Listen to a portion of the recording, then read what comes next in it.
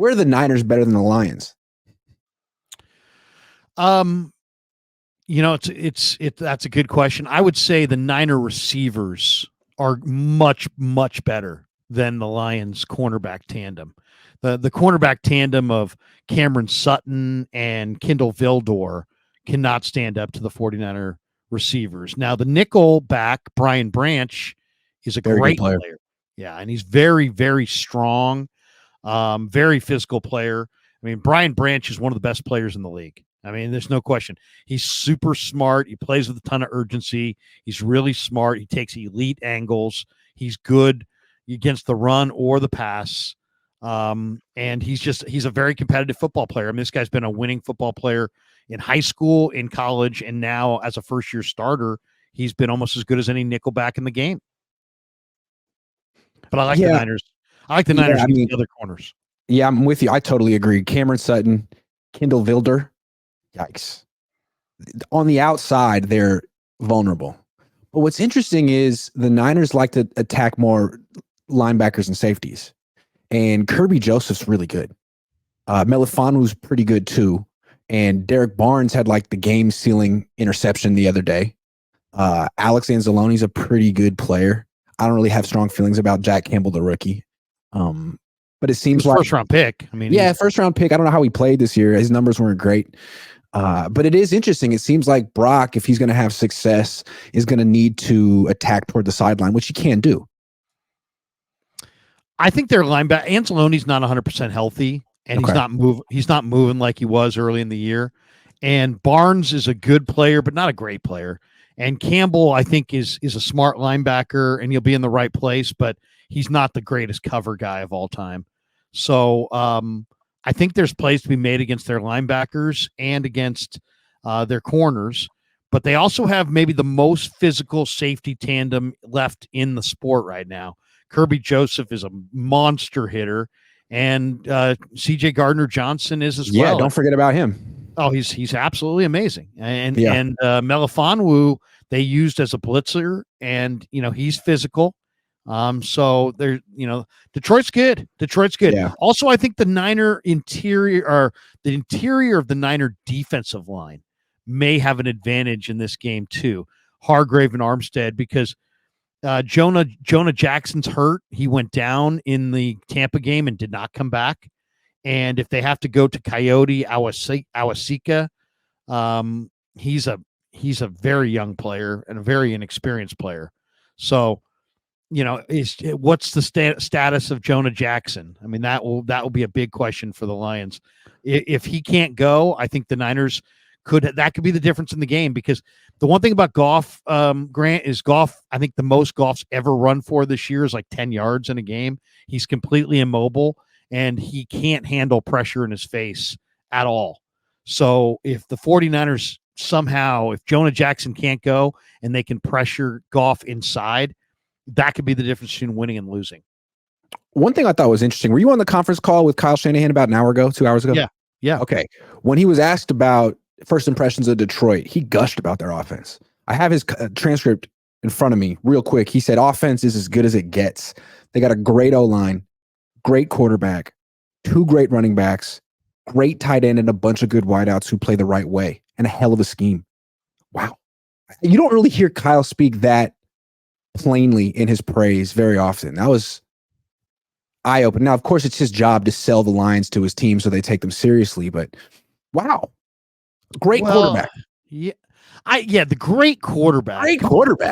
Jared Goff's He kind of devalues all the other greats he used, but Laporta is a really good player. They did sign Zach Ertz today, too. That is interesting. Will he play? Yeah. Brock Wright, their backup tight end, is hurt. Okay. So there you go. Ertz will play. I mean, wouldn't it be funny if that cost the Niners a trip to the Super Bowl, not signing Zach Ertz because he does something for the team you face? That would be not funny, I guess. Well, and it makes you wonder, did the Niners show any interest at all? Is Ertz not in the minds of the pro personnel people, not nearly the player that he was? I've seen Ertz play recently. The last couple of years, he's really slow. He always was. But he's really it makes slow. You also kind of wonder if Laporta had a recurrence of his injury. Could be. Now you're thinking. That maybe that could be it.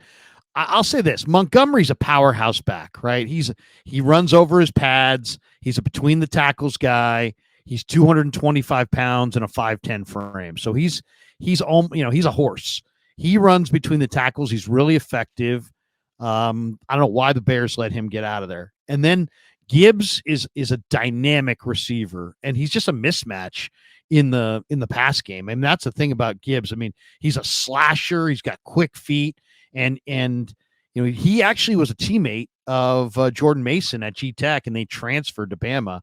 But every time Bama needed a big play, they went to Jahmyr Gibbs. And then the Lions war room went absolutely crazy on draft day when they took him in the first round.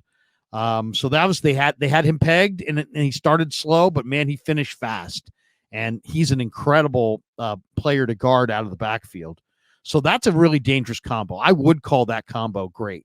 Laporta is a better receiver than Kittle. Kittle's a better blocker than Laporta, but Sam Laporta was a absolute, sensation at Highland High School in Illinois. He's had 50 touchdowns. He's got second in the history of the state of Illinois in touchdowns.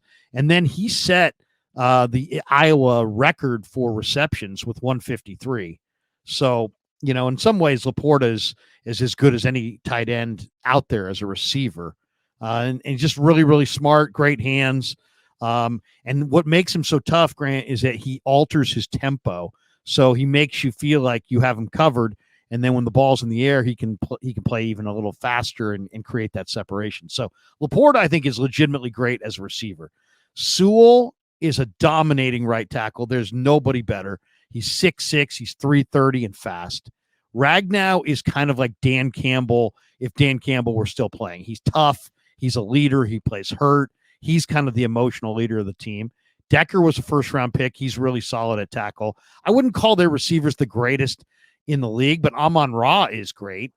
Amon-Ra went to Mater Dei and was a great player, then went to SC, and then got overlooked in the draft. But Amon-Ra is absolutely, really quick in a short area. The one thing about the Lions is they don't take shots for the most part down the field. They drafted Jamison Williams. They don't use them that much.